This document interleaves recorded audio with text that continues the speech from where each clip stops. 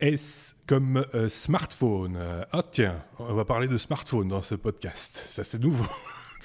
Genre, on va encore on va encore se faire allumer, on va dire des trucs sur les smartphones. Google a activé une fonctionnalité sans notre consentement. C'est Xavier qui nous parle de ça, hein, je pense. Et comme quoi, je ne tape pas que sur Apple.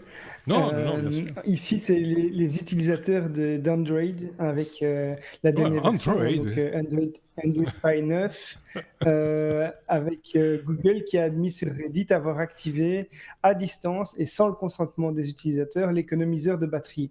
Donc, ce serait une erreur de développeur sur un test en interne.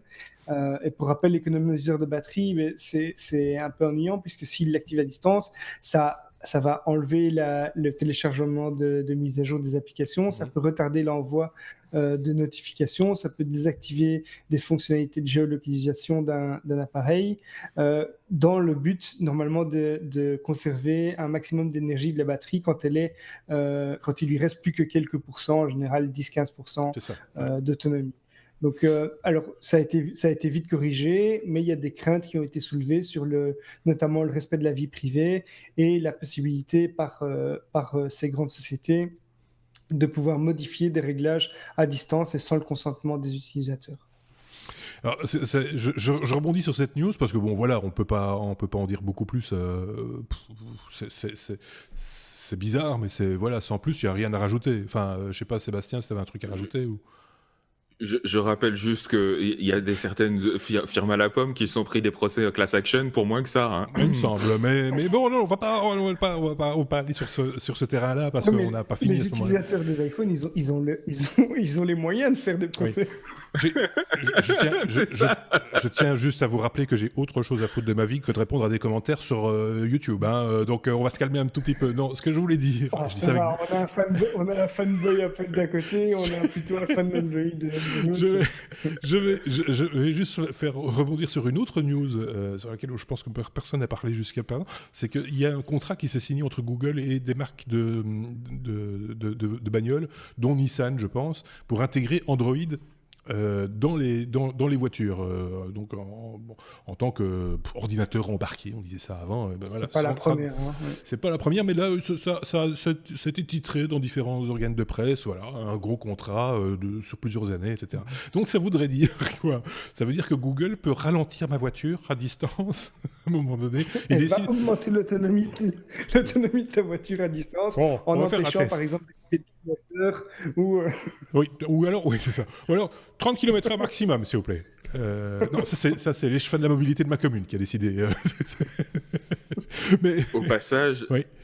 Au passage, c'est déjà quelque chose que Tesla a fait à de nombreuses reprises sur demande des clients en général. Il y a eu une histoire avec dans l'autre sens, c'est-à-dire que quand un client avait dit qu'il lui manquait de l'autonomie pour sortir d'une zone de danger avec une tornade ou je sais pas quoi, et du coup il lui avait changé les réglages de la voiture à distance pour qu'il puisse faire plus de chemin avec. Mais donc, de toute façon, ils peuvent tous le faire. Après, c'est est-ce qu'ils le font et dans quelles conditions ? Il y a une réserve sur Tesla, apparemment, en fonction du tarif que l'on paye, peut-être. Vous avez plus d'autonomie. Et c'est vrai que ça avait sauvé, entre guillemets, la peau de 2-3 personnes qui échappaient, effectivement, je ne sais plus, c'était une tornade ou autre, il y a à peu près 1 an de cela. Xavier ?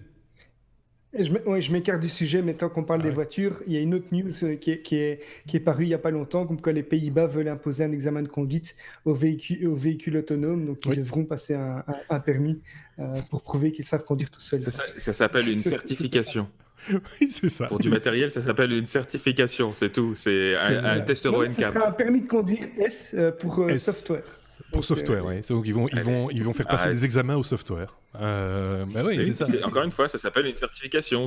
Encore une fois, c'est des titres putaclic pour faire réagir les gens en disant « Oh, c'est ridicule ». Mais oui, mais non, on a toujours fait ça. Oui, c'est ça. Mais là, peut-être que effectivement, l'autorité en question l'a présenté comme un permis de conduire. Voilà. Oui, puis du coup, les gens s'imaginent un inspecteur tout seul dans une voiture autonome en train de dire « Ah non, je suis désolé, monsieur, vous n'avez pas passé, hein, ça passe pas, on peut pas faire ça ». Il fallait que ce soit le français dans l'équipe qui fasse l'accent bruxellois. Je tiens à le préciser au passage. Non, mais c'est vrai. Effectivement, j'imagine l'inspecteur à l'arrière avec son petit carnet, avec sa petite tablette. Hein, prenez à droite au carrefour, s'il vous plaît. Vous avez écrasé 3 cycles, vous avez droit qu'à 2, c'est pas possible.